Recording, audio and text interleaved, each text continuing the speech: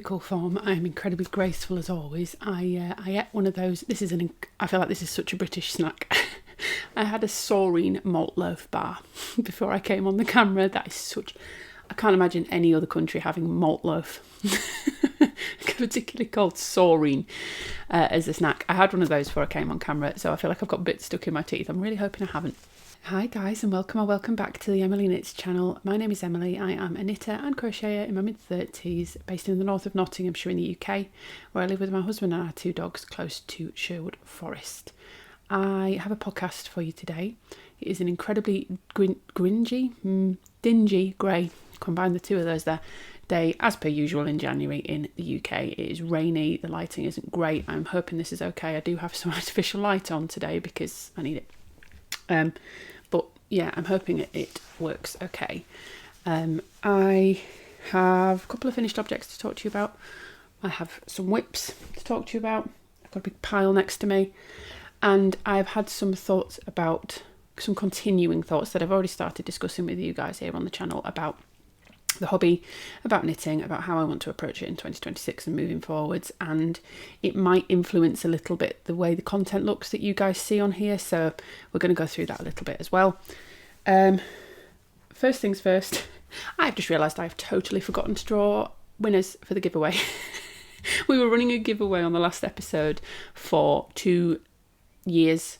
I keep trying to say 2,000 subscribers. We passed that a little while back for 2 years on YouTube, which I am so excited about. So the 4th of January was my 2-year Potversary, and I ran a giveaway in the last episode for some patterns to say thank you to you guys. So there was going to be 3 winners. All of these were going to be chosen by me. These were not, patterns were going to be bought for you by me. The designers weren't aware that I was running this giveaway, but I was going to give away a pattern from Nancy of Knits It Pappy. I was going to give away a pattern from Flaminia of the Knitting Phlegm. Just Knitting Phlegm. I keep saying the Knitting Phlegm, but it's not. It's just Knitting Phlegm. And one from Iris of Iris Makes, who is the designer of the sweater I'm wearing. I should have remembered that.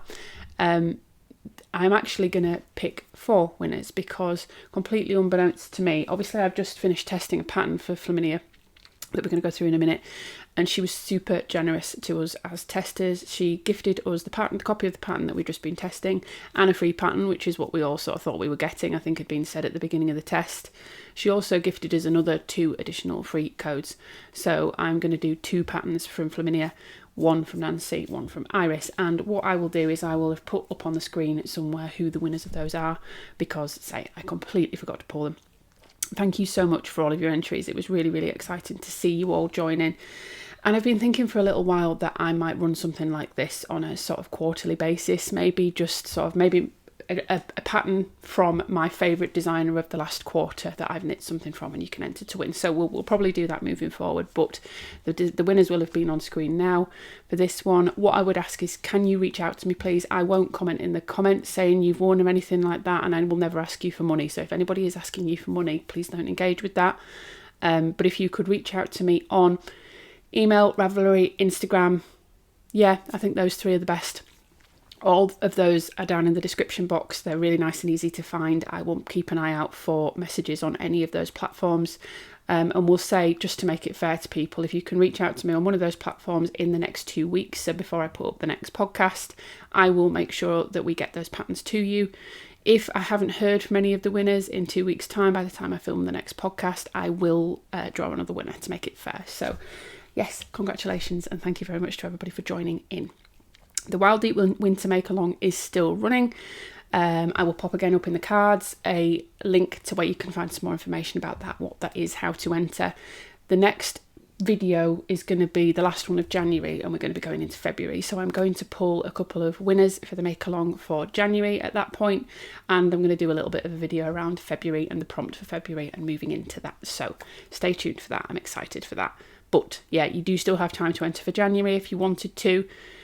So yeah, check that out as well. Okay, what am I wearing briefly?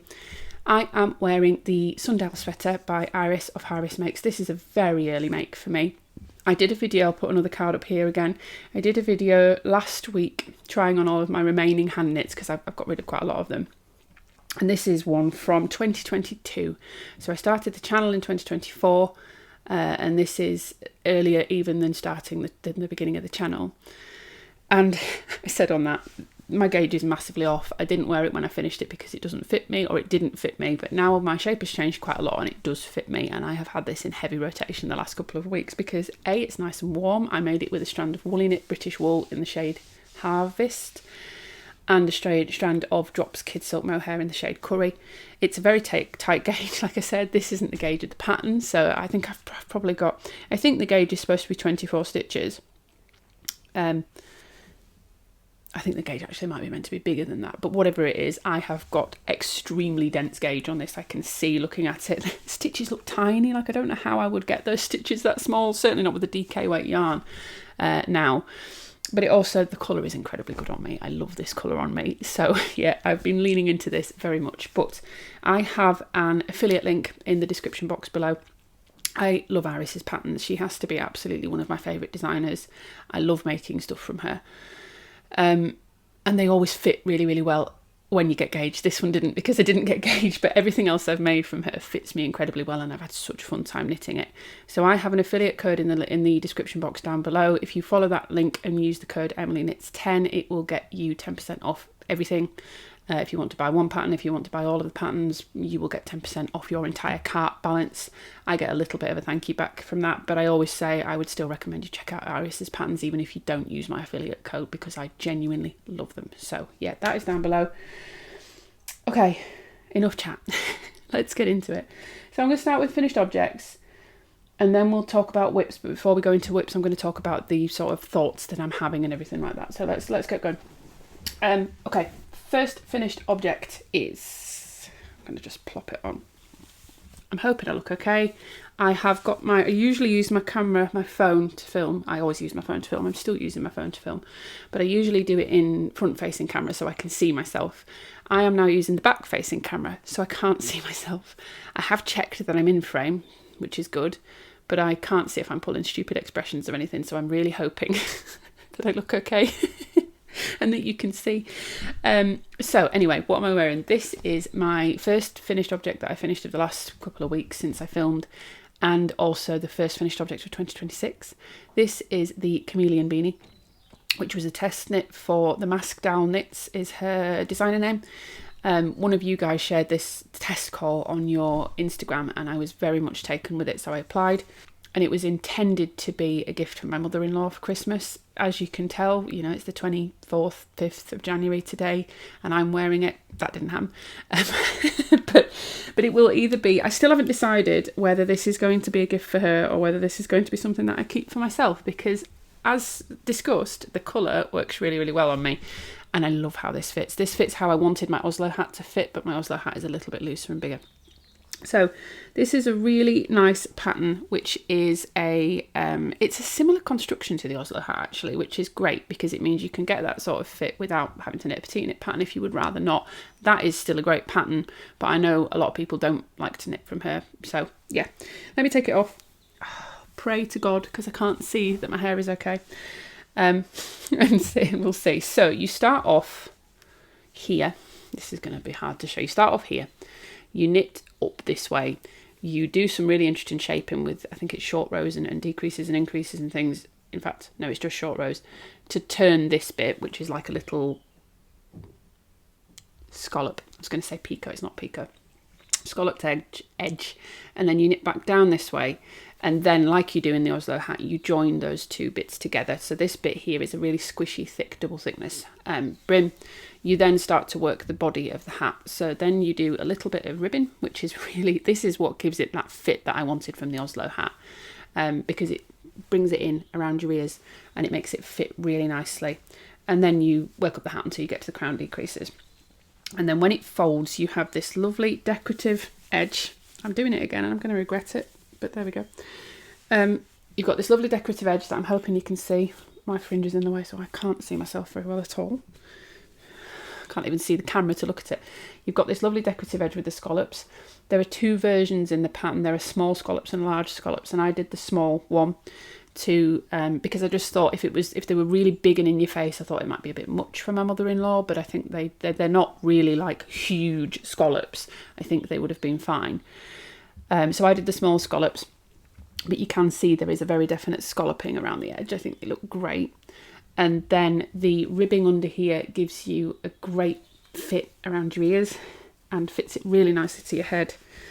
And then yeah, it fully covers my ears. That's my earlobes there, so it fully covers my ears really nicely. It's a much tighter fit than the Oslo hat. The one difference that I needed to make was I knit to the initial length that she suggests before starting the crown decreases, and I don't know if I've got a picture, but if I have, I'll pop it in here. And I had a good sort of inch above the top of my head, and I don't know if that's just because my dimensions are weird. My head dimensions are weird. Maybe I've just got like a short fat head, I don't know. But yeah, there was quite a bit of extra, so I had to rip back, which was not great fun because I used mohair with this. So this is I think it's an Aran weight gauge. I can't remember the gauge because I had to go to a weird needle size to get it. But essentially my version is 2 strands of fingering weight yarn held together, or in this case held double with itself, a strand of fingering weight yarn held double with itself. Maybe a little bit more like a sport weight, but I'll go over that in a sec. Held with a strand of mohair, which is the Debbie Bliss Angel in some sort of golden champagne shade. And the main yarn, do I have any? No, I think, this is the bit I had to frog back and what I've got left of the mohair. And it's got quite tangled on itself. So I think you can see there, that is the main yarn with that bit's got a bit of mohair with it. There we go, that's better. You can just see the main yarn there. I don't know how close I am, sorry. Which is Finely Fibres 100% Wensleydale yarn. It doesn't have a colourway name. Didn't have a colourway name on the website. She shared it on her Instagram and I couldn't see it on there, but it's this overall very dark brown with some gorgeous golden caramelly shades in it. And then this was the colour of the Debbie Bliss. This is going to go in the bin, I'll be honest. I've got a tiny little bit of this left, which I'm probably going to snip this and put this in my granny stripe scrappy bag.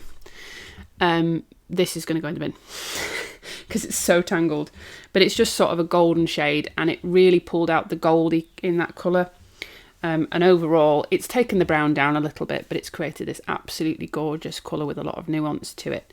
It is the yarn is lovely. I've never knit with 100% Wensleydale. It is definitely not as soft as a merino. It's got it seems to have a very long staple length, but I am not an expert. The birds are back, sorry. If you haven't been here before, we have a little bird feeder that's just there and I get very distracted by the birds.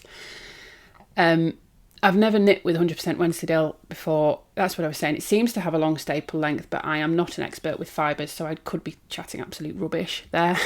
But it certainly was interesting to knit with, and it feels like it certainly say it's not as soft as a merino.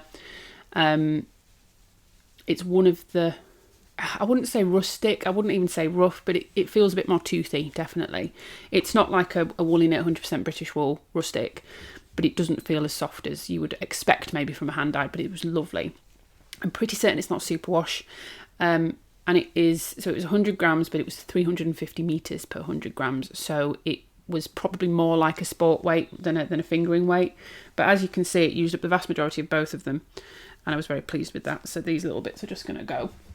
The one thing I will say, and I've not tried anything else from this dyer, so I can't speak to all of them. I expect a little bit of bleeding with hand-dyed yarns. It just is. The water came out red with this, and I'm assuming that's from the brown rather than the gold. And I had to rinse about 8 times to get it fully clear. It was like I was rinsing it and the water that was coming out was still really dark coloured water. Like it wasn't a hint of, it was still very much like, I don't know if this works in other cultures, but squash, you know, like the concentrated juice that you drink that you add water to. It was like that. It was like a big glass of that I'd made up. So there was a distinct colour to the water, and it definitely has lessened the overall brown. I know it might look on camera like that's just because of the mohair that I'm holding with it, but it definitely had more of an overall brown tone to it before I washed it and blocked it. But it did benefit from blocking because the yarn opened up quite a bit. It's got a much more sort of closed texture now. So yeah, just a word of caution, I guess, on the yarn. But it is caution, not like I say, I kind of expect that with hand-dyed yarns to an extent. It just was a lot, and I would be a little bit nervous about using it in maybe colour work or something. I also don't know if that's anything to do with the fibre, if Wensleydale maybe is harder to get to take dye or anything. But yeah, just a word of caution. The pattern, however, is truly excellent. I loved this pattern. I absolutely loved this pattern. I have some yarn in my stash that I want to make another one with, and that's why I'm not sure whether this is going to be for my mother-in-law or me, because either she will get this one and I will keep the other one that I make for myself, or I will keep this one and she will get the other one. But yeah, really beautiful pattern. I think the next one I might make with the large scallops, just to see the difference, the birds again. What was I saying? I had to use a 3.5mm needle to get gauge, but I think that is more indicative of my yarn choice than the gauge in the pattern. I was quite surprised by that. I swatched on a 4mm needle initially. I'll have to put on screen what the gauge is. I'm generally fairly good at looking at a gauge and going, okay, that weight yarn, that gauge, I will need X needle size to get it. Doesn't always 100% work, it's not always infallible, but I can usually have a bit of an idea, and whatever the gauge is, which hopefully editing Emily will have put on screen, I thought a 4mm needle would do that, and it didn't. I had to go down to a 3.5, and that did unfortunately mean with 3 strands of yarn held together, quite woolly rustic yarn as well for one of them, on 3.5mm needles, it was quite tight on my hands at points. But I am very happy with the finished item.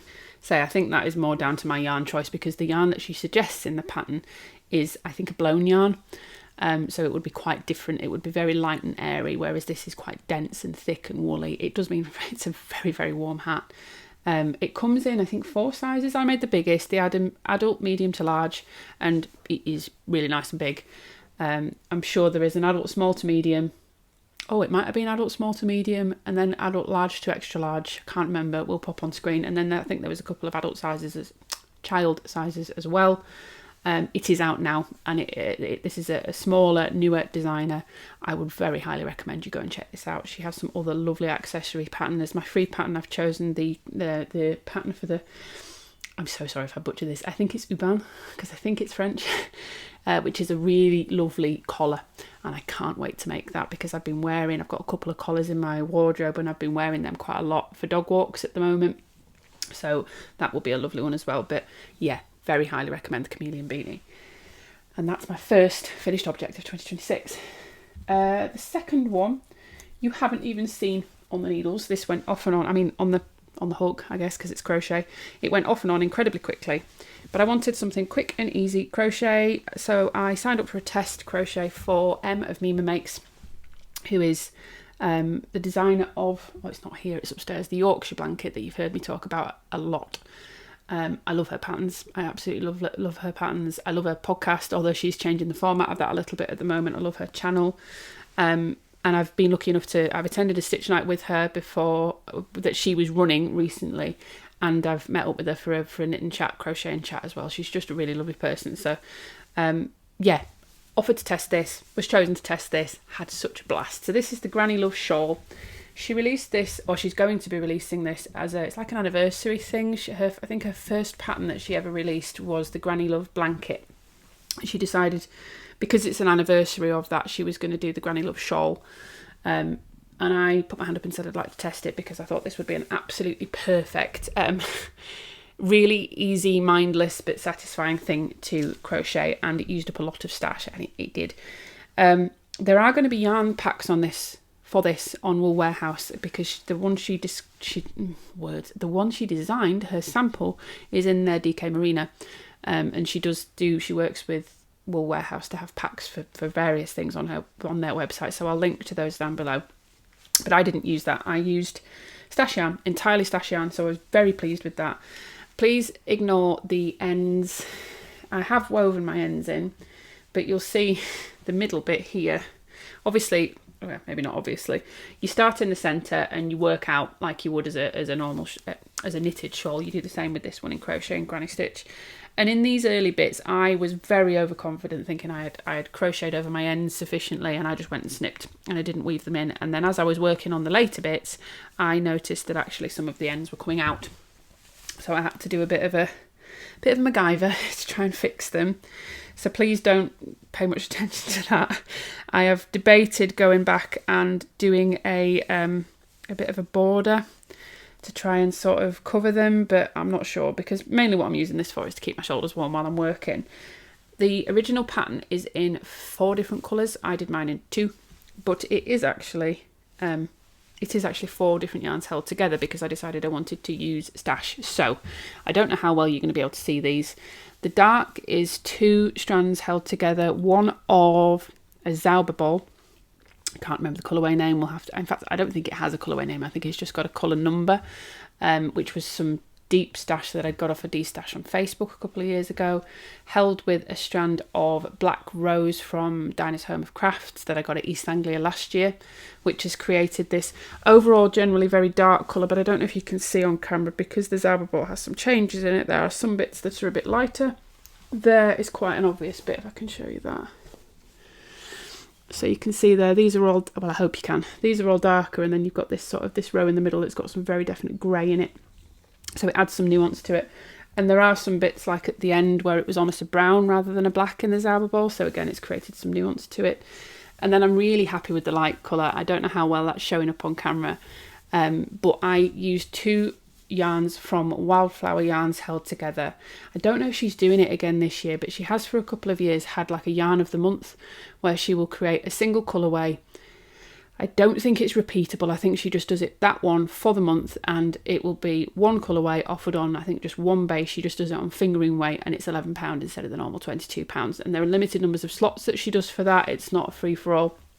And I've done that a couple of times. So one of them was this grey colour, which is actually, I've used it held together in the border because I run out of the other colour. And I had 2 skeins of this from a couple of years back. I can't remember the name of this because it's probably actually 2.5, maybe 3 years old. But it's this grey with some lovely pastel rainbow colours in it. And then in the body of the shawl, there was a shade called Tea Rose that she did last year, which was a pink with lots of, sort of quite a light pastel-y pink with some yellow and dark pink flecks in. Very unlike me, but I had got it to go with a couple of colours I have in my stash from Wild Pearl Yarns, and it just really didn't when I got it. The colour, the warmth, I guess, was very different, and it just didn't really fit. But it went really nicely with this to create this very pastel-y rainbow. Which from a distance just looks like black and cream, I think, or black and white. But once you get up close, you can see the colours in it, you can see the nuance in it, and it's lovely. I've used this already, so I've used it quite quickly or quite often, just to sling over my shoulders when I'm at work, because it keeps me nice and warm. If for whatever reason I'm, I don't know, one of my senior VPs ring me and it's a very senior stakeholder, I can just whip it off my shoulders and not worry about it on Teams. But I do think it looks, because it's monochrome mostly, like I say, it's not really, but that doesn't necessarily show up on Teams. I think it's quite wearable over the top of black and things like that for work, so I have kept it on a couple of times. The other way I've worn it, which isn't really wearing it, I guess, but I've had it on my lap while I'm working because my lap gets quite cold, and it's a decent sized shawl which works quite well as a lap blanket basically. And because it is DK weight, it's thick, it's squishy, it's heavy, it's lovely and warm, and it's very luxurious because it's 4 strands of hand-dyed yarn, which is mental. If I was adding up the cost of this would be like £100, because I used all the colours, really. Let me talk you through that. That doesn't make any sense. So I've used up the vast majority of the Zauber ball, the black rose, and the tea rose. I've used up the vast majority of I've used up 1 entire skein of the grey with the pastel. I'm going to have to see, I think I've talked about this colour in the podcast before, so I'm going to have to see if I can find the colourway name because it's bugging me. But I used up all of 1 and then quite a chunk of the second, because like I say, when I got to the border, I haven't shown this properly actually, it's got this beautiful border on it. When I got to that, I had a really small amount left of this, and I didn't even think I'd have enough left to do 1 of the granny stripe rows, never mind doing what is actually, I think, a 4 or 5 row border with some scallops on it. Are they scallops? They're a bit more pointed than scallops, but they're beautiful nonetheless. So I thought, right, what I'll do instead is I'll just go and get the other ball of this and I will hold it with itself to do that. So it used up a significant chunk of that. So four and a bit full skeins of yarn out of stash with this, which felt really, really good. Particularly the wildflower yarns ones. Like I say, the grey I'd bought on a complete whim, thinking I'd make a top out of it and just never had. And then the pink was to go with something else that it then didn't. But you'll know if you've been around this channel for a while that pink, there's some pink coming up. Pink of that colour, that sort of baby pink like that, is quite a good indication of it. Obviously there's another colour held there with it, but that is quite a good indication of it. That's just not a shade that I'm drawn to. So it felt really good to use that up. This was a 4.5mm hook.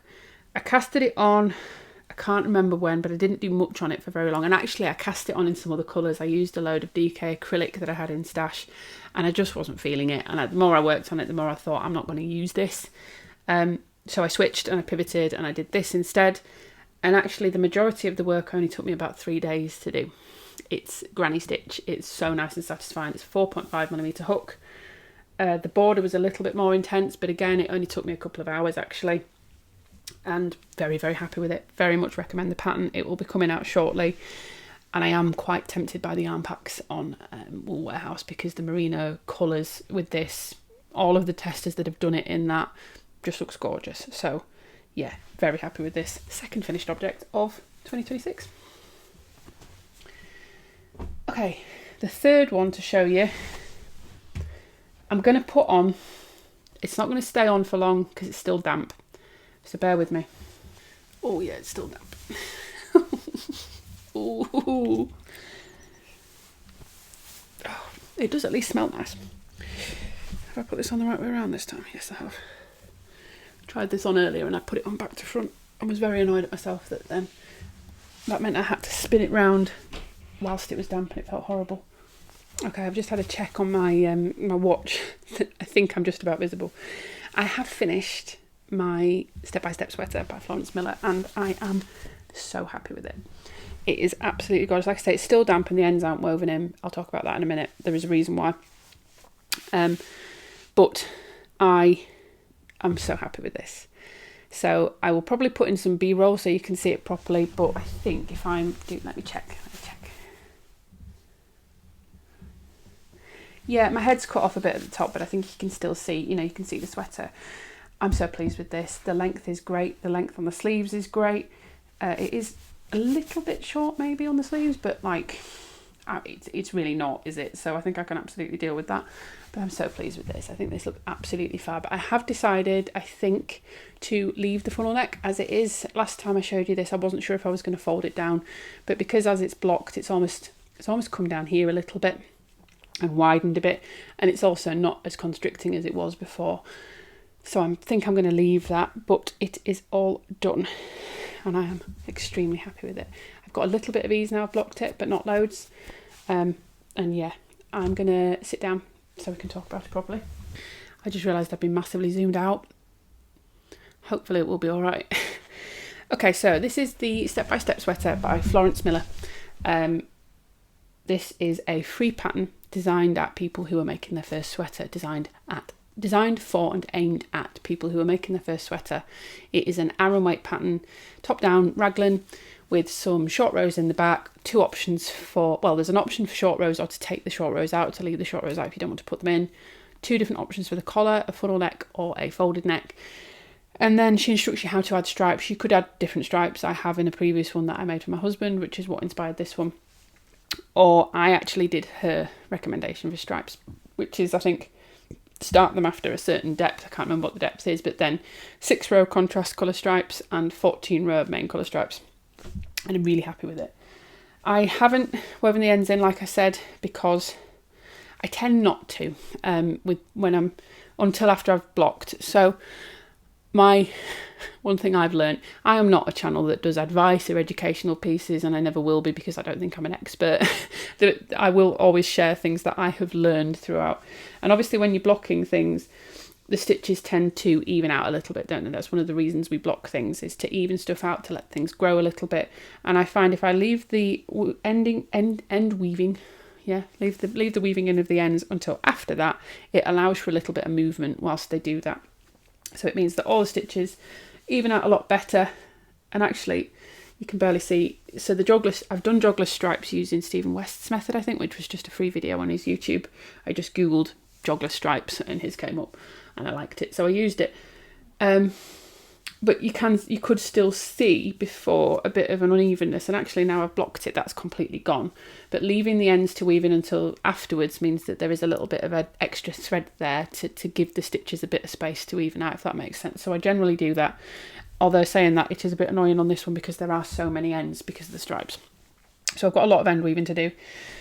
But yeah, I'm extremely pleased with that. I'm going to take this off because it's not very nice. It's not very nice in the sensory feel of it, and I'll put my other one back on and we'll come and talk about some actual figures on it. You may have seen there, the neckline is a little bit tight. That is one thing I did that I've cast on a little bit tight, basically.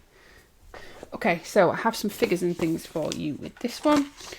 So I cast this on the 22nd of December, and I cast it off yesterday, 24th of January. That's why it's still a little bit damp, so it took me just over a month to make. I could have done it way quicker than that if I'd sat and focused on it, but I didn't. I used Wendy Aran with wool, which is I think it's 75-25 acrylic wool blend. I will put that on screen because I always forget the composition. It might be 80-20. And I used the shade Barley as my main colour and the shade Pine as my contrast colour. The Pine I had left over from my White Day cardigan that I made as a test knit for Maya Deglon last year. And the Barley I purchased specifically for this pattern. I used in total 422 grams of yarn. These come in big 400 gram balls that give you 800 meters, so 200 meters per 100 grams. Just realizing now that it says Aran, but that's quite a DK weight, isn't it? Anyway, that's what you get. So I used 422 grams total, which is what, 844 meters of yarn. I made size 3. We'll talk about that in a sec. I used 321 grams of the main colour and 101 grams of the contrast colour. These are currently retailing for about £9.90 per ball, so they're very cheap and affordable. The thing would be that you would need to buy a 400 gram ball of your contrast colour if you wanted the same contrast colour to get 100 grams for your stripes. However, if you were gonna, however, you would only need one ball of your main colour. So I guess technically it would be just under £20 for the total cost of the thing if you were to use this, but you could get some other DK or Aran weight, similar kind of composition yarn and use that as your contrast and still get the same effect and not have to buy an entire 400 gram ball of yarn just to use 100 grams of it. I made size 3, like I said, which was not the recommended size for me. So I think the recommended size for my bust size was like size 5 or size 6, because it recommends 10 to 15, I think it's 10 to 15 inches of positive ease. It's quite a lot of positive ease. I didn't want that. So I'd made one for my husband for Christmas, and I made him I'd made it size 2, but my gauge was a little bit off and I knew I was going to get closer to the measurements of size 3. Which is exactly what I got. And I tried it on after I'd finished it and I loved how it fit on me. So I instantly decided I wanted one myself in that same size, and that's what I went for and that's what I got. So I made size 3 this time because this one was much closer to gauge. I think it's a 17 stitch gauge, and I think on his I was getting like 15 and a half, 16 stitches. So I knew if I made size 3 I'd be better. This one was like 17 and a half. So it was pretty much bang on. So I've got the size 3 dimensions. Like I say, this is not the recommended size for me as per the ease that she recommends, but I guess this is a perfect example of you absolutely can choose the size that you want that fits you the best. It doesn't need to be exactly what the pattern says. And I'm really happy with it with less ease. I think this suits me much better. So yeah, very, very happy with this one. I can't wait for it to dry so I can wear it, because I think it's going to be extremely wearable in my wardrobe. Okay. Next I'm going to talk to you about whips, but before I talk to you about whips I want to have a bit of a heart-to-heart. Sounds a bit serious, doesn't it? It's not that deep. Okay, I think a lot of you might be in the same kind of, from the comments that I've seen, from chatting to some of you, I think a lot of you are in the same kind of position as me, or feeling the same as me. So I hope this is going to resonate with a lot of you. So I started knitting in 2020. I didn't knit very much to begin with, I'll be honest. I crocheted a lot. And then I really properly started knitting in 2021. I had a couple of years of knitting, and then in 2024, very beginning of 2024, I started the YouTube channel. And by that point, I had already got quite invested in test knitting. Had I started sample knitting at that point? Yes, I think I had. And I've talked a lot on this channel, and my channel description used to talk about being a serial test knitter, being a serial, loving a deadline, thriving on a deadline. I still am that kind of person. But what I found a bit in 2024, and I tried to echo in my 2025 goals, but I just kind of threw those out the window and didn't do them. And I then found much, much more in 2025, was that I felt a bit almost like, I definitely felt overwhelmed. I think if I was to look back on the videos and do one of those word clouds where it pulls the words that you say the most, I think overwhelmed would be up there a lot, because I feel like I was saying that a lot in my videos last year. I was stressed, it was a bit much, I was feeling like it was a bit overwhelmed, and there were a couple of periods where I had a big, almost like cull, and I pulled out a load of tests all at once because it was too much.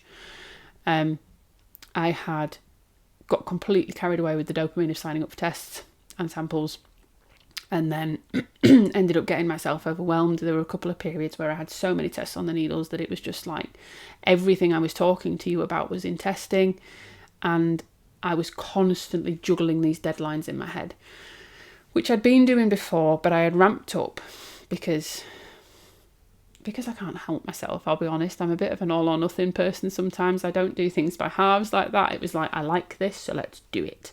And let's do it to the fullest extent, which is silly. But also, then obviously I had a change in my work, which meant that there was a lot more brain space needed for deadlines for that as well. And I think what all of that led to is just feeling a bit disconnected from the hobby. Feeling like, I think I've talked a bit about my plans for 2026 and how I was feeling with my projects in 2025 and how I didn't feel like a lot of them had been successful already in a few of my videos. And I've continued to sort of reflect on that over the last few weeks. And I think that's where some of it's come from. I think I was just making things that maybe other people had suggested to me, or I was seeing on Instagram, or I was getting myself caught up in the hype of, oh, this would be fantastic, it would look really great, and not considering, do I want to? Do I like it? Will I wear it? Do I have yarn for it? And also, do I have space on the needles or space in my head to be able to do this? That was a big one that I wasn't doing. The other side of that was as well, I got very, very, I got very into buying yarn.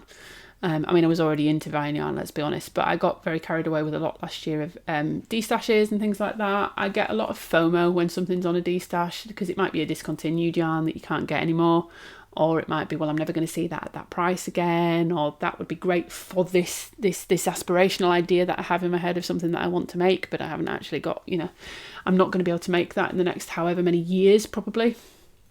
So there was a lot of stuff in my stash that no longer, and I think as well some of it wasn't to my taste, whether I'd got caught up in somebody else I knew was using it, so therefore I must try this, or whether it was just, like I say, want to try that yarn, that's a great price point for it, never mind that it's not my colour or a fibre that I won't really use, but I've heard a lot of people talk about this, so I should probably try it. There's a lot of things there, isn't there? But what I've already sort of thought that I want to really try and do a bit is I guess adjust my approach to the hobby a bit and try and find that connection with it again, find my joy in it a bit again, and have a bit more success in terms of what I make. Not just using up stash because I've got stash and it needs using, but being honest with myself about, will I wear this thing? Do I like this thing? Does this fit in my wardrobe, and will it continue to be something that I love with longevity? Is it something that will last? Is it something that I can pair with multiple different things and it will go, And also on the flip side of that, how do I manage my projects to keep it feeling fun for me, but stop it feeling overwhelming? I am never going to be a monogamous knitter, I don't think, because the idea of that honestly stresses me out a little bit. I would love to be the kind of person. I know there's one of you that watches because you're in the Discord group and we've been chatting about this recently. And I know there's other people like this who will finish a project, cast on a project, work on that project until it's done. And I was a bit blown away, honestly, by how quickly you can finish projects when you do that. But I just honestly think, for me, knitting is my predominant hobby. I do have other hobbies, but I spend a lot more time on knitting and crochet than anything else. It's the thing that I want to do when I'm stressed, when I'm relaxing, when I'm whatever the mood is, I want to get back to my knitting. And it fills a lot of different purposes for me, I think, in many ways. And the projects do as well. So if I have a project that's just pure stockinette, that's perfect for when I'm on a meeting at work. But it doesn't engage my brain. And I find myself not reaching for it because it's boring. It's not boring. It's not what I want to work on in this moment. If I have a really engaging lace and cable knit, great, I'm going to love that. But I can't work on that when I'm watching a film with my husband, or when I just haven't got the brain space, or when I am on a meeting with work. Or when I'm on the go and it's, I can't take something with 4 balls with me. So things do serve a different purpose for me, and I like to have that choice of what I work on. I also find that because I do knit quite a lot, I am lucky that I have the time to be able to knit quite a lot. Having a variety of projects on the needles helps me to keep my hands from not hurting too much. I think I would be in a lot of pain if I just worked on one thing at once. And I tried to come up with something that would help me to manage that a little bit. So I have a bit of a system that I'm going to use going forward. None of this is revolutionary. I am sure there are people out there who do this already, but I haven't done it myself. So for me, it's new. And it will mean that what you see varies a little bit on here. And we're going to talk about this system repeatedly. I'm going to keep coming back to it. So there will be all this preface in to say there will be things that, for example, hang on, it's easy to explain what I'm doing first. So essentially what I've done is created 6 slots for projects that I can have at any one time. 6 whips to some people will seem like loads. To me, that seems fine. 5 maybe would have been a bit better, but I struggled to get it down to 5, so 6 for now. And each of those has a different role, if that makes sense. So what I called them were a comfort project, an engaging project, a portable project, a deadline or commitment project, a crochet project, and a work project. So that is specifically for meetings. Sometimes these are going to overlap. Comfort project, work project, very similar. Comfort project and portable project could be the same if it's a vanilla sock, and that also could be a work project as well. So yeah, sometimes they will, or it might be an engaging project and also a deadline project. So sometimes they will overlap, but essentially what that gives me is a guideline of a maximum number of active whips I want to have at any one moment in time. I'm not getting rid of any of the other whips that I've got because I've got way more than that. They're just sort of hibernating for now until a slot becomes free and I want to work on them. Because that was what I was getting, was a lot of, oh, well, I should work on that because I've not touched it in a bit. Oh, well, I really feel like I should do that, or I'm really feeling guilty that I haven't got to that one yet. So parking those, and I've put them in I'm going over there because I've put them in their own space. They have a box where they're all living, they're all together. So they're all, when I want one, I know where they are and I can go and get them. They're almost, it feels like they're held and they're safe. That sounds really OTT because we're talking about knitted projects. But that's how it feels to my brain. It allows me to free up, okay, they're there when I want them. I haven't lost them, I haven't forgotten about them, they're not going anywhere. I can come back to them. And everything will be just as I left it, and I've got my notes and things, but I don't have to worry about them for now, so they're shelved. So that has helped a lot with the feelings of, oh my God, it's too much, what do I do? There are some rules around this, and I know for some people rules and boundaries and things like that is why would you do that? That's just going to add more stress. For me, and the way that my head works, I find that having rules and boundaries around stuff like this actually helps. Too much of a constrictive rule or boundary, yes, does cause a problem. But having some loose boundaries in place almost, sorry, I've got a bit of mohair up my nose, almost makes me feel a bit more free. And that will make sense to some of you, but not to others. Knowing that the constraints within which I can work means that I almost go, oh, okay, I know what's okay and what's not. If there are no constraints and rules for me, that feels a bit like my head starts to feel like, oh my God, what if there are some unspoken rules and boundaries and I do something wrong, or I end up doing this, or I do that, or I end up casting on 50 projects because there's no rules. And then it's too much. And before you know it, I'm snowballing and my head's spiraling and it's not fun anymore. It's stressful. So there are some rules, but they are hard rules, but they're not super restrictive. So 6 projects is the max. That's it. I started with 5, I added 6 because I needed a crochet project in there.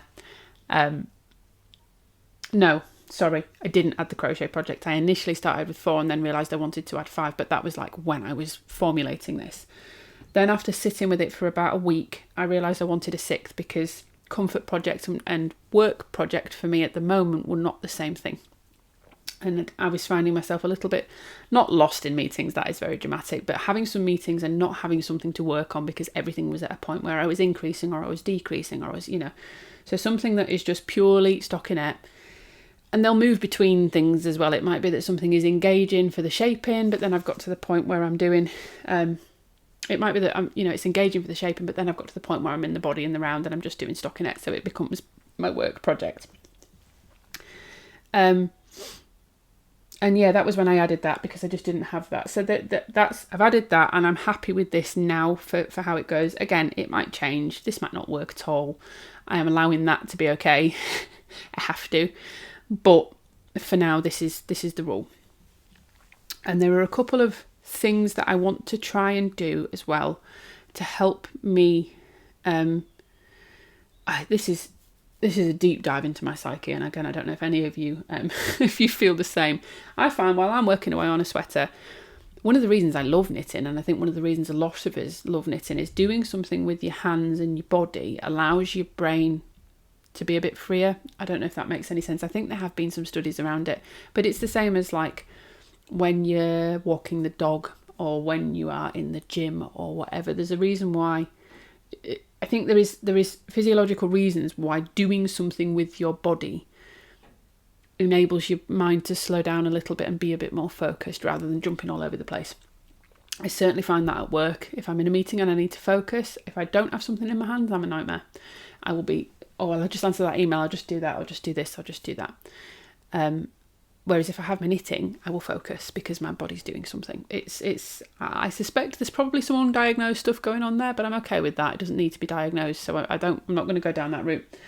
But yeah, what I find is while I'm knitting, I'm loving knitting. I love this project. This is great. And then I start thinking about, okay, well, this would really fit in my wardrobe. I want to make that. What about this? I want to do that. Oh, I could swatch for that. And before I know it, I've got the urge to go and cast something on. And I either stress that I can't cast this on because I've got too much stuff, or I start to feel guilty of like, but I can't cast this on when I've got all this other stuff to deal with and all this sort of stuff.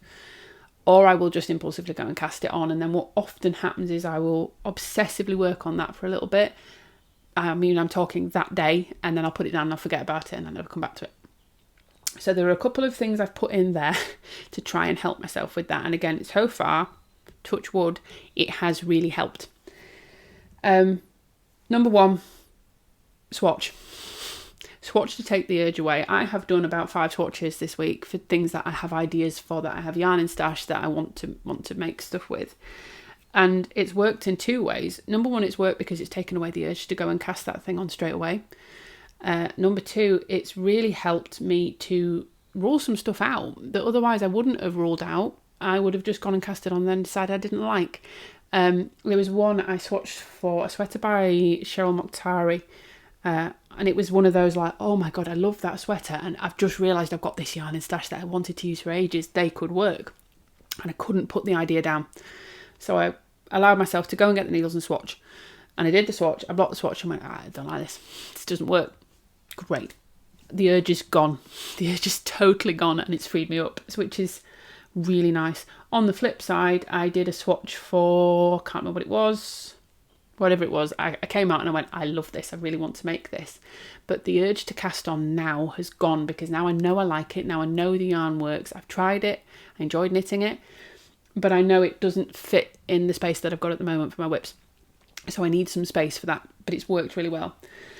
The other thing is, if I do cast on, I'm not going to make myself feel guilty. If that happens and the urge overcomes me and I go and cast on, I'm not going to make myself feel guilty, but there is a rule around that as well. What I usually do is I cast on and I obsessively work on it from that point for a few hours. That's fine. If then, after 48 hours after that, I haven't come back to it or had any desire to work on it, then it needs to go. If I want to continue working on it, then I need to decide what's coming off my active projects list, and whether it's being hibernated, frogged, whatever, it needs to come off the active projects list for this to go in. And I then have to choose what's coming off to put that in. And if I can't choose one to come off, then that needs to wait and it needs to go in hibernating. Or if I don't want to go back to it and work at it all, it needs to be frogged. So yeah, so far working really well. The hat was before I'd started this, but it literally is how I finished both the step by step and the granny stripe in about a week of each other, because I've just found that it's like I've brain dumped. I've got all of the stuff that I'm constantly thinking about out, and it's safe somewhere, and I've only got a small amount of that to focus on, and I've got a lot of work done on a few things because of that, which we're going to go through now. So that's why I was adding that, to say there will be some stuff that I've mentioned before. The Amelia sweater is a great example that isn't currently on the list, so it isn't in here, but I am still working on that. I've made some progress on it since last time, but it doesn't make sense to talk to you about all of this and then go, but I'm not working on that at the moment, so I'll show you it again in the future. So that will come back round. Same with a cast on a love note to go to East Anglia. It is staring at me. I am about halfway through the lace. That is going to come back round. I am going to finish that for East Anglia, but at the moment it's not in my project slots, so it's not going to come back around. So yeah, if there's stuff that you see that you think, what are you doing with that? Chances are it's still there. It just isn't on the roster at the moment. And you can see already, there've already been some changes. I'm allowing myself to be a bit fluid with it and to move stuff around. And what I'm going to sort of allow myself, I think, is at the end of the month, a proper review. End of a month, a proper review. But once a week, come back to it and go, okay, is there any of these that I just haven't worked on at all? Do I want to swap that out for something else? So yeah, there we are. So yeah, let's run through them, what I've got now. I'm going to start off with my current engaging project, because you've seen it before. This started off as the deadline project. The deadline is now passed and there's something else in that slot. So this is now just my engaging project. This is the other one that I was hoping to have finished for this week. Sorry, noisy neighbours. This is the other one I was hoping to have finished for this week, but I haven't, obviously, because it's still in whip form, but it is drastically progressed from when you saw it last time. This is my Sandro sweater v-neck by Flimini, Knitting Flem. This is out now. And I did hand everything in that I needed to for the test. Yeah, so I just need to finish off the second sleeve, and actually this is my second attempt at picking this up and working the short row sleeve cap, which is why it isn't finished. So I have finished the first sleeve. I think when I spoke to you last time I was still on the sleeve. First sleeve now done. Went back and re-picked up the body, so I'd put the body on hold until I'd finished the sleeve so I could tell what length I needed to do. And I have somewhere got, yeah, there. That's where I was when I rejoined the body, and I was totally right when I'd said last week that I needed a couple more inches on the body before I cast off, before I went into the rib. I did. I was quite short. So I did that. I've done the rib. It's going to lengthen a little bit with blocking, but I'm really happy with where the length of this is at the moment. And then I did come probably about a week ago and pick up just before the end of the test, came and picked up for this short row sleeve cap. So your sleeves have got short rows at the top before you start working. What is itching my nose? Before you start working down the sleeve and doing your decreases. And I got most of the way through the sleeve cap. It took me ages to get the pickup right for starters. That's not the pattern. I am terrible at picking up the right number of stitches. I don't know why. I just am. And I forever lose count through it as well. But yeah, this one took me ages. It did on the other sleeve as well. So I took ages doing that. I'd had to do that about 4 times, go back and rip some out and try again. And then I did, what you do is you pick up your sleeves, your number of stitches, you do a setup round to establish the pattern, because obviously you're working all over in this ribbon cable pattern. And then you place a marker for your centre. I think she just calls it a centre marker, to know where you're building your short rows. I'd done all this and I started working my short rows, and it wasn't until I got pretty much all the way through the short rows and I realised that I only had at the bottom here, I think I had like 2 stitches on one side and about 15 on the other side, and it shouldn't be, it should be equal. So what on earth have I done here? And I looked back and I counted, and I had put my centre marker in the wrong place. So I'd done the entire short rows offset by I think 10 stitches. So I ripped it all out. I tried to pick up the last row, because you do that one row all the way around, so I didn't have to do the pickup again, but I couldn't do it, so I just ripped it all out, and then I'll be honest, it went in the naughty corner for a bit. It wasn't it that needed to go in the naughty corner, it was my mistake. But yeah, I picked up, this morning actually, I re-picked up, and I've worked most of the short row sleeve cap. I'm about here, so I'm probably about halfway through. And then I've got the sleeve to do. Once I'd got through the short row sleeve cap, the sleeve was actually quite quick, so I'm hoping that I will be able to get this done probably this week, and get it done and blocked and worn, because I am so happy with this thing.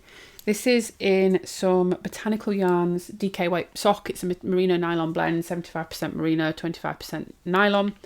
The colourway is Crocus. There have been a couple of bits where I've had to alternate skeins because it's pulling a little bit, but it's not a purely solid yarn. It is a bit tonal, so I sort of expected that. And I seem to think I remember from last time it showed up a bit more on camera than it does in person, that there's a bit of variation on the sleeve, but in person it's really not that visible. But when I've blocked it, so I'd done a mid-project block of the body, and I think you can see on camera, you certainly can in person, the top half of the body is blocked and the bottom isn't. And you can really see the difference in how it's draping and it's opened up. And I can't wait for this to be done so I can wear it, because it's so soft. It's so drapey when it's blocked. I think it's going to look absolutely gorgeous. And I want one in multiple colours, I'll be totally honest. I want the pattern that I'm going to get with my free pattern code for testing is the crew neck version of this. And I also, one of the testers did one with cables and then did another version without the cables, just in the rib. And I think that looks gorgeous, so I think I may well be doing that as well. But yeah, really, really beautiful pattern, extremely well written, really design focused, so many lovely, lovely details. I particularly love, I think I showed this last time, I particularly love how that cable forms in the middle there. I just think it looks absolutely gorgeous, and cannot highly enough recommend this pattern. It came out on Friday. There may still be a release day discount or release weekend discount, but there might not. However, I still think it's completely worth the full price. And this I very much would like to get finished. So that is my engaging project. One of the rest you've seen, so let's talk about that. So this is the current portable project that I've got on the needles, and this is the Anacortes socks, which is a test for Michelle Frazetta, who is Michi Fraz, I think is the designer name, and what she goes by on Instagram. She has an Anacortes pullover, and I think she's doing an Anacortes tee, or there is a tee version of the pullover. And it's got this beautiful broken rib design, and she's made a sock pattern of it. This is quite hard to show because of the dark yarn, and it's also very crunched up because it's broken rib, but you can see there, I think there's a lovely broken rib pattern that goes down the bottom of the sock, the back of the sock, some twisted rib details that run down the side, and then broken rib on the front as well, which will run down the foot. I think last time it's got a 1x1 twisted rib detail at the top as well. I think last time I showed you this I was still in the rib, so now I am, I'm well down the foot. I have completed the heel flap and gusset. I was a little bit annoyed with myself about that. So I don't tend to read through patterns fully when I start them. I know I should, I don't. I just follow them through, and I got to the bit where it says about the heel flap and gusset, and I just worked the heel flap and gusset as it says in the pattern. Then I went down to just check the decreases, check there was nothing unusual there, and noticed that she has, I think, 3 different options for heels in this pattern. Had I realised that, I would have done the second one, because it's a shadow wrap heel, and I've never done a shadow wrap heel, and I would really like to try one. But I didn't realise that until I'd done all the gusset and the flap, and I'm not ripping that back now. So yeah, I will try that next time. I think she's got a gusset, heel flap and gusset, shadow wrap heel, and I think an afterthought heel I think is in there as well. So multiple different heel options, which is really nice to see. And I think this is absolutely gorgeous. They're a little bit looser than I wanted them to be, and it's because I am on a 2.5mm needle and I'm doing the 72 stitch size. Really, for me, I think now I am better on a 2mm needle for 72 stitches, and I should have done the 64 on 2.5, and it would have got a nicer fit. But with it being broken rib, it still does have that nice cinch that I think that a ribbed sock would have. Maybe not quite as much, but I think it still will be fine. And I am using some yarn from Blue Fern Yarns. This is an Oops skein, but I think it was an Oops from one of her Advent colourways, which I believe she offers in the shop. I will see if I can find it and link it if I can. It is this beautiful mossy green with burgundies in it, and occasional little flecks of teal. in it. See if I can find one to show you, because they really do pop when you see them. There's definitely one on the heel flap somewhere that I spotted. I can't see now. Ah, there. I don't know if you're going to be able to see that. There's some very, very bright little teal flecks. But yeah, really enjoying this. Really satisfying to knit. It's hurting my hands a little bit, and I think that's just me on small circumference needles at the moment. I think that's just, you know, it's not a reflection on the pattern. Yeah, so I'm really enjoying it. This is just her 75% merino, 25% nylon sock base, fingering weight yarn. Whoops. Enjoying it very much. And very much a portable project. Most of the gusset decreases were done while I was waiting for a doctor's appointment the other day. So that's exactly what the purpose it fulfills. Okay, 3 new cast-ons to talk to you about. 2 of them are test knits, one's very special.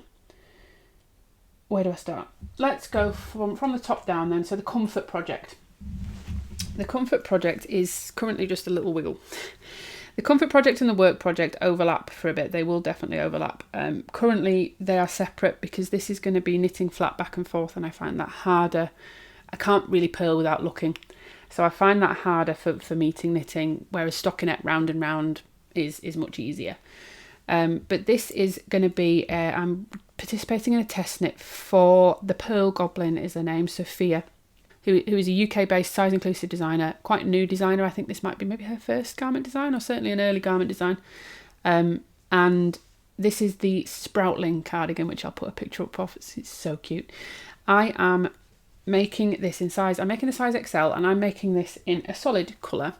Again, from the video I filmed the other week talking about trying on all my hand knits, I realised that this lilac colour really suits me, and I could totally picture this in my wardrobe in this colour, over black t-shirt, black jeans for work in spring. And I also have a colour changing version of this yarn that I'm going to do a long sleeve version of the cardigan with, there we go. And I think that will be really nice as well, for maybe a bit more casual, but probably still for work. So this is Yarnsmith's Pebble Haze Aran. You have seen me use this so many times. Yeah, this is Yarnsmith's Pebble Haze Aran. You've seen me talk about this loads, the DK weight version particularly. This is the shade, I think it's called Lilac Quartz or Lavender Quartz. The Aran weight ones seem to all be named after stones. I don't think the DK ones, oh no they are, because ignore me, it was called Marble. It definitely is called after stones. I have never knit with this. I've crocheted with this quite a lot. I've never knit with this. I'm enjoying knitting with it very much, and I particularly wanted to try and use this because the recommended yarn in the pattern is Langyarn's Cloud, which from what I can tell is a blown yarn, but is way more expensive than Yarnsmith's Pebble Haze. And this is where I'm at. So I have, is this the right side? Yes, there is a front and a back. I'm just in the ribbing. I've got probably about another, I think I'm about 2 inches in, and I need 3 inches of ribbing before you go into the body of the cardigan. It's bottom up, so it is going to be very good movie knitting, things like that, watching TV with my partner. But it's not great for me for meetings because, like I say, purling is difficult, but it is going to be done flat. So once I've done the ribbon, I've got lots of stockinette back and forth to do before I'll get to the top and do some interesting shaping and things like that. I'm a little bit worried about yarn because this is used up. I ordered enough to cover what sheet suggests in the pattern, but we had a bit of a difference in row gauge, and we've had a chat about that in the test. It's been a really great test so far, partly because my friend Whitney of the Knit It by Whitney podcast is also doing the test, and this is the first time, despite the fact that we are both quite experienced testers, this is the first time we've been on a test together, and it is so fun to be on it with a friend. We're also doing it in very similar colours. She's got some Hobie yarn and hers is a lovely lavendery purple, although it's a little bit darker than mine. So we're essentially twinning, and it's so fun doing it with a friend. But it's been a really nice test. Sophia's really responsive, really active, really open to suggestions, and really working with us to find a way that fits for everybody, that works for everybody. And yeah, this is just going to continue going. But like I said, I think initially it was something like 17 stitches and 17 rows. And after a lot of discussion, none of us could get the 17 rows, I don't think. And I think it must be Langyarn's Cloud must just be very different in its properties. So the row gauge is now being adjusted. But when I ordered yarn, I ordered based on her yardage figures from that 17 row gauge. So I think I may need more. But the thing is with this is it's very affordable and it's very accessible. So what a shame, I'll have to order a bit more yarn. It'll work. It'll work, it'll be fine. And then the other colour I've got is also Yarnsmith's Pebble Haze Aran, but it's the shade, I think it's the shade Monmouth, and it's one of the colour changing yarns. I thought it would give a bit closer to the Lang Yarns look, but I've been quite good, and I've gone for it's sort of like a bluey browny colour change, and I think it'll be much more wearable than some of the other colours that I was drawn to. But I've been good and gone for something that's a bit more wearable. And like I say, that one I think I'm going to do a long sleeve version to give a bit of a different purpose in my wardrobe, because the colours are also a bit less springy. This is very, very spring for me. So yeah, this is going to continue growing. 4.5mm needles for the ribbon, 5.5 for me for the body, to get the 17 stitch gauge, which means it's a large gauge. It's the same gauge as this, actually. Same needle size. So it's going to grow quite quickly. But yeah, not quite meeting knitting because of the flat stockinette, but very much a comfort project for me. And like I say, so fun doing that with Whitney. We will now move on to actually the work project, because there is a link to Whitney in this. So I got for Christmas, I think I talked about it on here, that I was going to be getting some. My husband got me some beautiful, beautiful yarn for my main Christmas present, which I had asked for and chosen the colour. But obviously me asking for it doesn't guarantee he will get it. He's extremely good at buying gifts. He doesn't always need suggestions and he doesn't always get what, you know. But he did buy me this yarn. So I have 8 skeins of this utterly, utterly beautiful Liner X Navita DK weight. Let me get one because I can show you the proper ball band. Okay, I've got the proper ball band here to be able to show you. This is the ball band, this is the yarn. So it's the Liner X Navita, Liner times Navita, I'm never sure how you're supposed to say that. Signature Collection DK. It is 70% Falkland wool, 15% Blueface Leicester, and 15%, what did I say? 70% Falkland wool, 15% Blueface Leicester, and 15% Bluefaced Kerry Hill. This is in the shade Deep Burgundy. And the colour, oh my God, the colour is incredible. So this is 100 grams, is 225 metres. And it's a really nice, squishy wool. I am slightly concerned it's going to pill, so I have literally been working on this inside out so that the stockinette side is in like that, and that's my reverse stockinette side, so that I can protect it as long as I can. But I was going back and forth like mad on what to make of this yarn, and I actually asked my husband for some help because I had so many ideas, and I was very conscious that I was getting to the point where, I was starting to get in my head like it's so special, I've got to get the right project for it. And I knew I was starting to run the risk of not casting it on into anything because I was so worried about using it for the wrong thing, which is rubbish really. But I'd had loads of ideas for things like cables and texture, and I was really leaning into that because the more I thought about it, the more I kept thinking, well, it's got to be something special. So special equals very intricate looking, apparently in my head. And I said to him eventually, can I send you some pictures? Can you help me pick something that you think will look good in this? Because I'm really struggling to settle on one and I don't want it to just sit and not be used.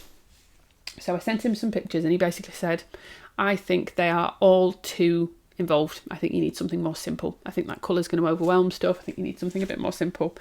And I realised pretty much instantly as soon as he said it that he was totally right. So I sent him some other pictures and we were looking at some other options, and I still hadn't settled on one, but I was much more settled that I wanted something simple. And then complete serendipity, basically. I mentioned earlier in the podcast that it was my 2-year Potversary at the last episode, and my lovely friend Whitney very kindly reached out and bought me a pattern to celebrate Potversary. And she bought me the pattern for the Cyra sweater. I think that's how you pronounce it. It could be Cyra, but I think it's Cyra. Certainly that's how I'm reading it in my head. The Cyra is a pattern by tricot designer MCL, who is Marie-Christian Levesque, and is a designer that actually I discovered through Whitney, recommending one of her patterns on her channel, and who is one of Whitney's favourite designers, which is why she purchased this one specifically for me. As soon as I saw that she purchased it for me, I think before I'd even sent her a message to say thank you, the light bulb had gone on and I was like, oh my God, this might work for this yarn. I then went and looked at it and realised that it actually is a fingering weight. It's supposed to be a fingering weight yarn. So I'm doing a bit of gauge maths. It's supposed to be a fingering weight yarn on 4mm needles at a 24 stitch gauge, and I mentioned earlier, didn't I, that I am fairly good at knowing what gauge I'm going to be able to get.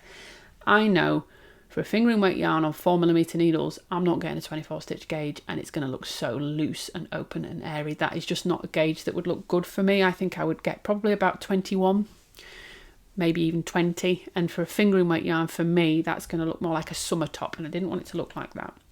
So when I saw that gauge, I thought, right, I'm going to swatch. This suggests 4mm needles and 22 stitches. Dog hair. That is one thing. This yarn seems to Velcro dog hair, so I've got to be a little bit careful with it. So I swatched on, I think 3.75 actually, because they were what I had to hand, and I got bang on 22 stitches per 10 inches. No, per 4 inches, 10 centimetres. So I thought, right, I'm going to go for it. I'm going to try and do some gauge maths. And I had to Google how to do it because I've never actually formally done gauge maths before. I've done a bit of like with my husband, step by step. Right, well, okay, if I do, I've got this gauge, so I'll do a bigger size, it'll be fine. So essentially what I did and what Google told me to do was to take stitches per inch, which I did. 22 stitches divided by 4 inches is something like 4.5 stitches per inch. And then times that by how many inches you want your sweater to be at the full bust. So I wanted mine to be 48 inches. I've got about 44 inch bust. I wanted about 4 inches of positive ease. That's what the pattern recommends. And then that will give you the number of stitches you need at the full bust to give you that many inches. So you've got 4.5 stitches equals 1 inch. To get 48 inches, you need this many stitches. I can't remember what it was 200 and something. And then go to your pattern and find the full bust, the bit where you've done all your increases and you're doing your full bust or you're splitting for sleeves or whatever, and see which size has the closest number of stitches to the number that you need. So I did that, and I was very lucky, I think, that there was a size there that had exactly the number of stitches I needed at the full bust. So this feels really strange to say, but I am making a size medium. I never make a medium. But that should give me exactly 48 inches of around the bust. And when I tried it on the other day, again, I think I took a picture, so I'll show you. It looks perfect. I was a little bit concerned that this seems like a very small armhole, because I've literally cast on, I've done all the back, I've done the fronts, I've joined in the round, and I've actually got about 3 inches under the body, and I was quite concerned that this is a very small armhole, but I tried it on and it fits so nice. I am still a little bit nervous that when I put on the collar that this is going to be quite a tight armhole. So that is one thing I would maybe recommend if you're making this pattern, is just check that you're happy with that depth before you join, before you finish working your front and back. But I'm loving this. I think the combination of, it's just really special. There is no deadline to this because it's not a test or anything. This is a pattern that I am completely selfishly making for myself. I am in love with the yarn, and it's got, obviously it's very, very special because my husband bought me the yarn. It's yarn that no way would I have bought for myself because it's very expensive compared to what I would normally buy. I would have looked at the price of that and gone, no, but I think for me that's exactly where gifts come in, isn't it? We have a budget for each other for presents for the year. This was the majority of the budget. But buying someone something that they wouldn't buy for themselves, that's more luxury maybe than they wouldn't buy than they would buy for themselves, is for me exactly the point of a Christmas gift. So that's perfect, and it makes it really special because it was bought for me as a gift by him. Then makes it even more special that the pattern is a gift from a lovely friend. So yeah, I have loved every single stitch on this. This has so much meaning to me. The Cyra is beautiful. The way the pattern's written is really, really clear. Very clear designer. I can highly recommend. Like I say, I'm a little bit concerned about that armhole depth, but I do think it will be fine. It was fine when I tried it on. My only concern is when I add the collar, looking at the sample photos and where it was sitting on me when I tried it on, I think the collar's going to cinch it in a bit, which will therefore mean that this will cinch in a little bit. But I do think it's going to grow a little bit with blocking. I'm fairly confident with that. So I think it should be fine. And the main detail with this is predominantly a stockinette sweater, but it's got these beautiful tucks on the sleeves, which I'll put a picture up of so you can see. So I'm really interested to knit those, and I think they're going to look gorgeous. But yeah, this is essentially the things that I've said. My most successful knits of last year were things that were simple but with a little bit of a twist. They were mostly stockinette, but they had a little bit of a design feature, and that's exactly what this is. And this colour is so good on me. So I think this is going to be such a wearable piece in my wardrobe. The yarn is wonderful to work with. I say I'm a little bit worried it might pill a bit, but I think that's mainly just because I don't want it to, because I want it to be really nice quality, because I know it was expensive.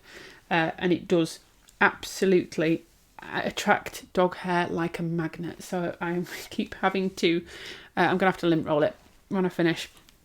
But say I'm working on it inside out just to protect the outside a little bit. But so thoroughly enjoying it.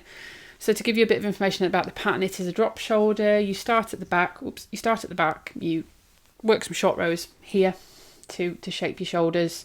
You join for your back neck. You work down. There is no underarm increasing, and it actually is a very small number of stitches that you cast on under the underarm as well. So they are quite tight sleeves.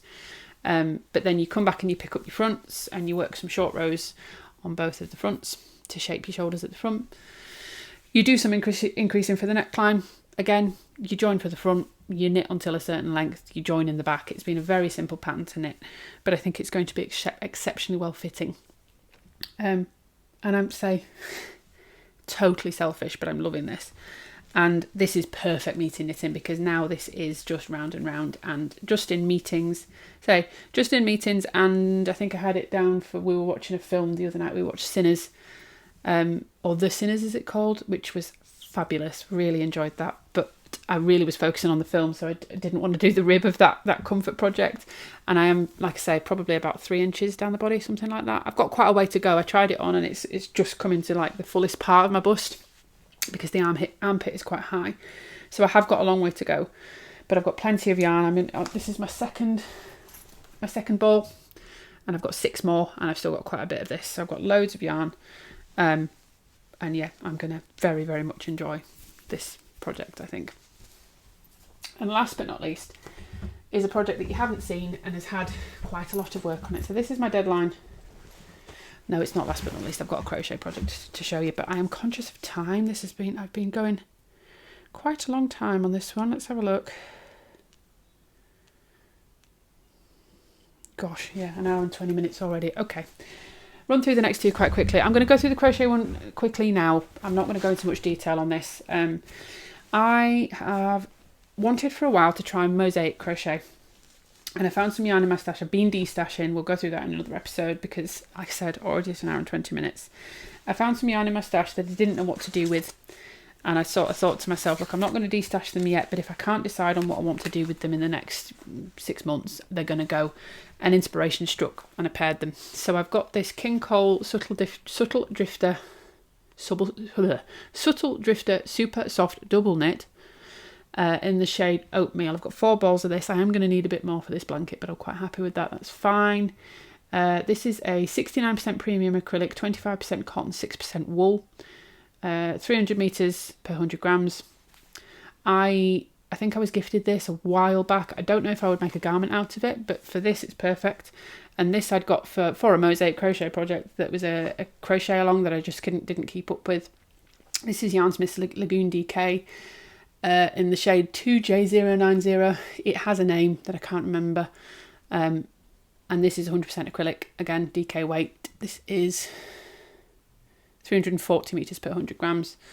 So a bit of a lighter DK, but I'm pairing these 2 together to make I think it's called the frog shroom blanket, or the frog on a mushroom blanket. I'll pop a proper picture up of what the final thing is going to look like, because at the moment it doesn't look like much. But essentially with Mosaic crochet, you work alternating rows of your main colour and your contrast colour, you can see on the back there, and you use a mix of back loop single crochet and front loop double crochet to create an image. And that's what's going on here. What you're seeing there is the bottom of the log that's coming out, and I will have put a picture up so you can see. This is going to be quite a long-term project, but I'm enjoying it very, very much. 4mm hook. It requires a bit of brain power, so the other day I was working on this and I think I'd only had about 3 hours sleep, and I've messed up somewhere on this row, which is why I'm halfway through a row, because I need to frog back frog being the operative word here with this pattern, and work out what I've done wrong. But this is going to be a nice blanket that fits very much with my aesthetic, that will go in the house somewhere, and yeah, I really love it. And I'm really glad to be using up these 2 yarns that I didn't know what else to do with. Okay, and then the last project to talk to you about is a test knit. This is my deadline commitment project in a beautiful bag by Emma Ball. I got this from Stitch Into Wool, Spring Into Wool last year, that I went to with my friend Mona. Okay, so this is again, another one that I don't know if I'm going to pronounce right. This is the China sweater. China? I think it's China. Sweater test for Tamila Bunyad, who is Tamila Knits on Ravelry. I will link her down below. She is a newer designer. I've been following her very closely on Instagram. This is I think it's her 4th design. She's got 2 currently released, and I know there's another one in testing because I really wanted to apply to test it, but I just didn't have the space on the needles at the time. And honestly, I would knit all of her patterns that she's come out with so far, and the other one that's in testing. There is also another one that's going to be coming soon that I love. I love her aesthetic. It's quite minimal in many ways, but it's very considered, polished, quite a lot of texture, and a lot of very, very well thought out design features. All totally size inclusive. So again, I would very highly recommend you go and check them out. She's just released the Romana sweater, and I really want to make that. I think it's gorgeous. But this is the China sweater. I will have put a picture up on screen. This is an all over broken rib sweater. And as you can tell, I'm really enjoying working on this. So I had cast this on before. I think I cast this on just after the podcast last time, or maybe even before the last podcast I did. In Stylecraft Recreate in the shade. I'd done it in the shade Champagne. So this is the ball band. I swatched with a couple of things for it. I swatched with Holst Super Soft Held Double, and I was really surprised actually. I completely lost the stitch definition. I thought Holst would have really nice stitch definition, but you couldn't see the broken rib at all. And then I swatched in Stylecraft Recreate in the shade Champagne, and it was perfect. Bang on gauge. I love how that yarn blocks. But I've never actually made a finished garment out of it yet. This will be the first. And then so this is the back panel. I'd got my 2 little shoulder bits done, and I'd done maybe about 1 inch of the body, and I just wasn't being driven to pick it up, and I couldn't work out what it was. And I was even sat there thinking, I don't know if I want this sweater. And I was trying to examine what it was and why it was. And it wasn't the knitting of it. It wasn't the sweater itself. It was the colour. I've since swatched that with some navy in stripes, and I think it looks great in stripes. But for whatever reason on its own, I just wasn't drawn to it. And I was feeling like I wasn't going to wear it on its own.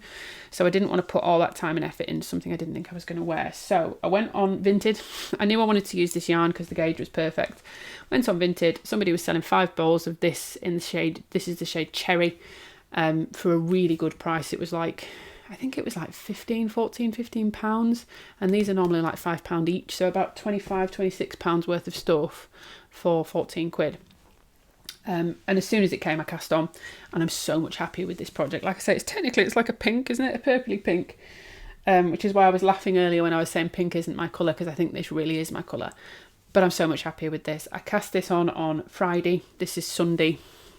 I've got in 3 days way further than I did, and actually it's 2 days because I didn't work on it yet. I haven't worked on it yet today. I am into the increases for the underarms. I don't know if you can see there that there's a shape coming out here, and then I will be coming back to pick up for the fronts and working the fronts and working down the body. But I'm really, really enjoying this. The yarn is lovely to work with. It's completely recycled yarn. So it says 40% wool, 30% acrylic, 30% polyester, all recycled, and it's quite a light DK, so it's 350 meters per 100 grams. But it does block. It does plump up a little bit when it blocks. It blocks beautifully. Every time I've swatched with this and blocked the swatch, I am so impressed with how it blocks. So I can't wait to have a finished garment in this and see how it wears, because if it wears even remotely well, and it doesn't feel like something that will pill a lot. So I think if it wears even remotely well, I will be making lots of things in this. The only thing I would say is the colour range isn't great, maybe. It's not bad, but like initially I was thinking, when I wasn't happy with the Champagne, I thought to myself, I'm going to make this would be lovely in a really dark foresty green. They don't have a dark green shade of this. They've got a sagey green and a lighter green, but they haven't got a dark green. So there are some colours that I think the range would be really benefited by adding. And there is a chunky version as well, which I haven't tried. I've only tried the DK weight version. But yeah, really enjoying working on it, really enjoying how it's coming out. really, really loving the colour and the tweedy flecks in it as well. And yeah, just super enjoying this. This is I'm making size 5 from 4mm needles, and I can't remember the gauge. I think it's like 21 stitches in broken rib, but it's coming out absolutely wonderfully. It has massive amounts of stretch to it. Obviously it's not going to stretch that much when I'm wearing it, but yeah, it's going to be a really beautiful fit, and I think it's going to give me about 6 inches of positive ease, or it should do as per the dimensions, and I've got gauge bang on, so it should be perfect. But this you will see quite a lot of coming, because whilst it is my deadline commitment project at the moment, it's been the main thing I've wanted to pick up. So yes, soon to be coming. I am conscious that I think I've waffled now for about an hour and a half. Let me have a look. Gosh, yeah. 1 hour, 30 minutes and 59 seconds. So yeah, I hope you've enjoyed. Thank you very much for being with me and going through all that. I know that was a bit of a waffly one, especially the bit in the middle talking about where we're going, but I really wanted to sort of explain, because it will maybe look a bit different for you guys. You should, the theory is at least, you should see a lot of these staying on the needle, staying repeatedly talked about on the podcast, and then being finished and then being replaced with new ones, rather than constantly coming in with new things to talk about, which I guess in some ways is less stuff for you to be inspired by, but in other ways more stuff that you can actually see me finishing. So I hope you'll enjoy it. And all of this is quite fluid. You might find that none of this works, and next week I've casted on 50 new things. We shall see. But currently I'm enjoying it, and I'm wanting to keep a lot more of sort of data on my knits. I'm trying to get better at tracking stuff on Ravelry, actually adding stuff on there, and sort of when I've started things, the needles that I'm using, the gauge that I've got, things like that, and the yarns that I'm using. So yeah, I'm hoping to have much more detail to actually be able to show you guys on here, and also finished objects to show you guys, because say there weren't that many last year. A lot of things just I didn't end up finishing because I wasn't happy with them. So yeah, I'm hoping this system will work. Let me know down below. Let me know, do you do something like this? Are you a monogamous knitter? Are you a completely polygamous knitter? Are you somewhere in the middle like me? Are you trying to find ways to create balance? Do you think this is something that would work for you?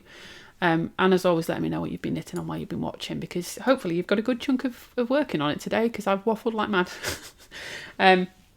Don't forget to check out the Mal and drop your entries on Instagram or via email, because about a week and I will be posting some more. We'll be posting the first lot of winners, so I hope you've had fun with that. But yeah, thank you very much for spending your time with me. I hope you've had a great afternoon, evening, weekend, whatever it is, wherever you are, and I'll catch you on the next one. Bye guys.